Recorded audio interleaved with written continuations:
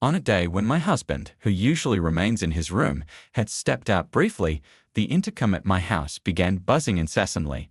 I answered the door to find my mother-in-law standing there, visibly excited. Surprised by the unexpected visit, I asked, "Hello, mother-in-law. What brings you here at this hour?" "First of all, you should answer the intercom promptly. Making me wait is quite impolite, don't you think?" "I apologize. I was caught up with some work." "Work? It's hard to believe you're doing anything substantial from home. I suspect you're just lounging around, aren't you?" "That's not the case at all. I am genuinely busy with my work." "I don't want to hear any excuses. You live a comfortable life here every day, benefiting from my son's high salary, and I find it unfair. My son and I plan to start a new chapter here, just the two of us.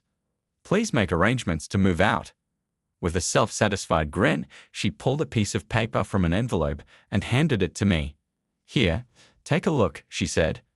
The document was marked Divorce Papers, with my husband's section already completed. "Wait, are these divorce papers?"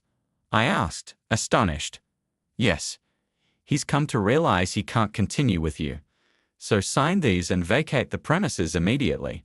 She looked triumphant, clearly anticipating my shock. But I wasn't as rattled as she expected. With a calm smile, I signed the papers.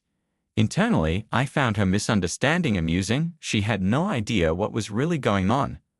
"My name is Nancy. I work from home as a freelance writer and editor, drawing on my past experience with a publishing company to sustain a steady income.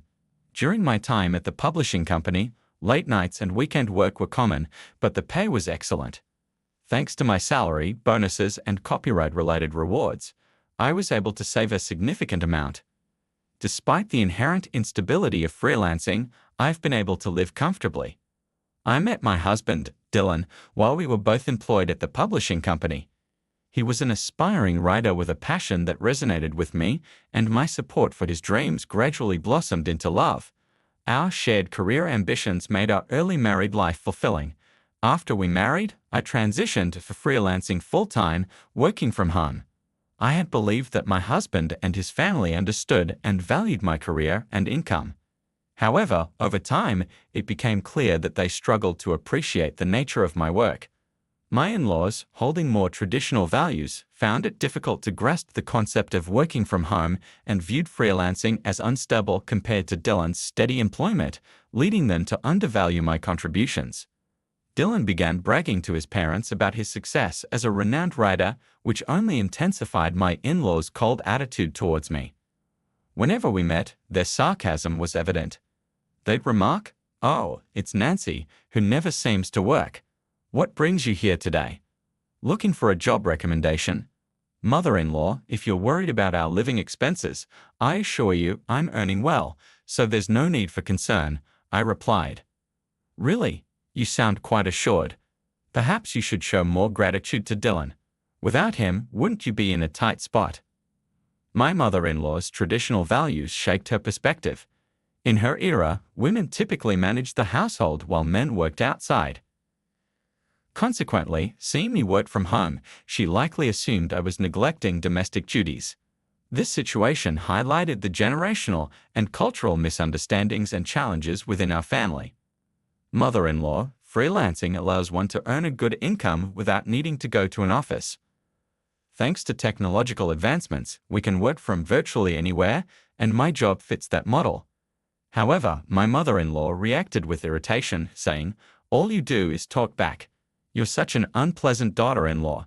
It doesn't look right for a young woman to be spending all day at home on a computer." Lately, these exchanges had become increasingly frequent, and I was growing weary of them. I bit back my response, thinking, not this topic again. Internally, I knew I was the primary breadwinner and managed most of the housework, but I kept that to myself.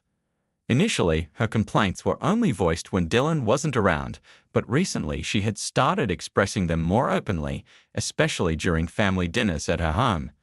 These gatherings felt more like critique sessions than family meals. Even though I was invited, there was always only food for Dylan, with no place set for me, which made the situation uncomfortable. Additionally, I suspected she was speaking ill of me to other relatives, as I caught unpleasant whispered comments.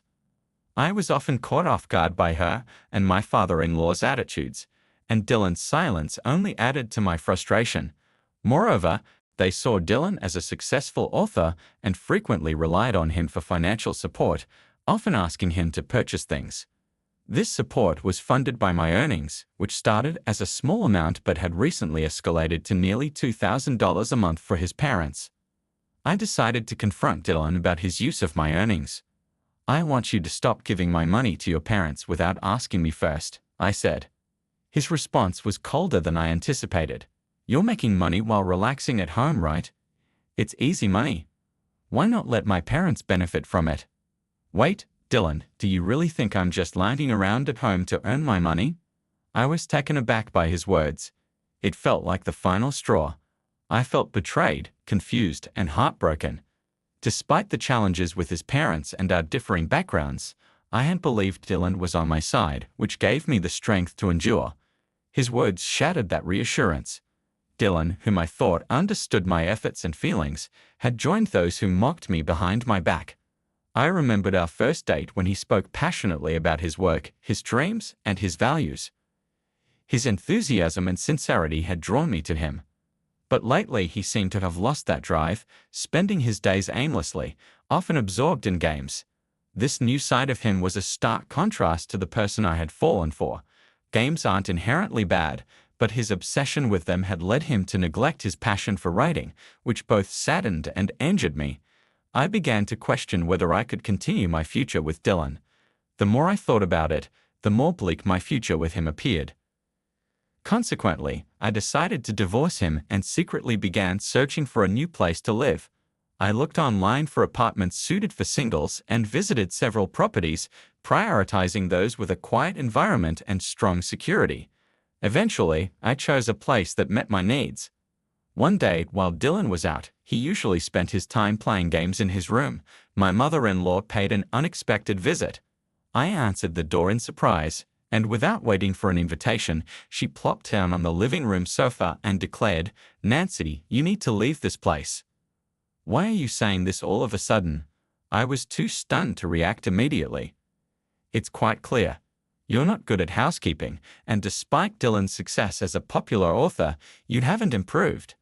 Most importantly, you're failing at your work. I've explained this to you before. It's a misunderstanding." I tried to clarify. But my mother-in-law cut me off with a placid smile. "I intend to move in here and support Dylan. Taking care of him will be far better than dealing with that troublesome old lady." "Are you referring to Dylan's grandmother?" "Yes, that's the one. Even though I've done so much for her, she's always finding fault and showing no gratitude. I'm fed up with it. If I move in, I can look after Dylan, allowing him to focus on his work without any interruptions. Isn't that great?" With that, she pulled a piece of paper from the envelope she was holding. "So, would you please leave this house immediately?" I accepted the divorce papers she offered. They were already signed by Dylan. "Did Dylan actually sign these?" I asked, disbelief in my voice. "Yes," she said, a hint of amusement in her tone. "I suggested to Dylan that a divorce might be best for both of you. It seems he was quite eager to agree, as he signed them without a second thought." The events unfolded rapidly. I gathered my pre-packed bags and decided to move into a new apartment immediately. As I relocated, I also filed the divorce papers, marking the beginning of a new chapter. My new life turned out to be smoother and more comfortable than I had anticipated. My modest apartment, furnished only with the essentials, provided a simplicity that helped me concentrate. Free from complications, each day was calm and serene. I woke up to natural light streaming through the windows and the soothing sound of birds chirping in the distance. I could rise whenever I chose, enjoy a leisurely breakfast, and plan my day at my own pace. Immersed in my work, time seemed to fly by. It was a relief not to worry about the expectations and scrutiny of Dylan and my in-laws, allowing me to work in peace and at my own rhythm. One day, as I was deeply focused on my work at my desk, my smartphone buzzed with a call from Dylan. After a moment of hesitation, I decided to answer. "Nancy, please come back right now." Dylan's voice was urgent and desperate. "Why the sudden request?" I asked, puzzled. To be honest, my parents discovered I wasn't as successful as I claimed to be. I'm under a lot of pressure now. They're even talking about moving in and relying on my earnings. I really need you to come back. I understand, but returning isn't so straightforward. You signed the divorce papers, remember? Yes, and so did I. We've both chosen separate paths now, so you'll need to handle your own problems. It's no longer my concern. His voice was tinged with a mix of desperation and sorrow, but I remained firm.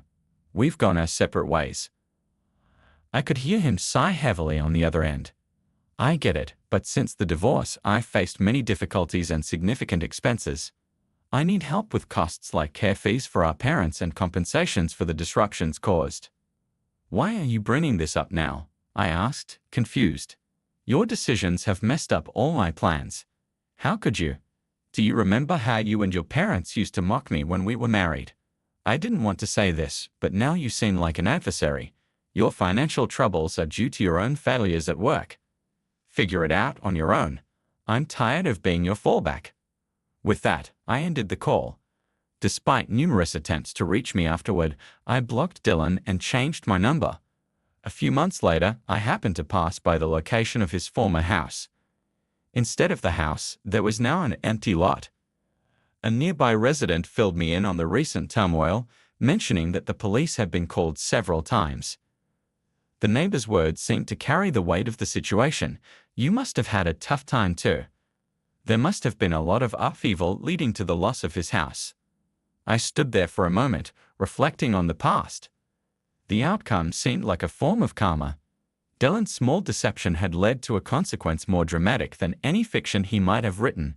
From that point on, I resolved to live with honesty, sharing my feelings and thoughts openly without pretense. No matter how difficult things became, I understood the importance of truth and valuing genuine emotions.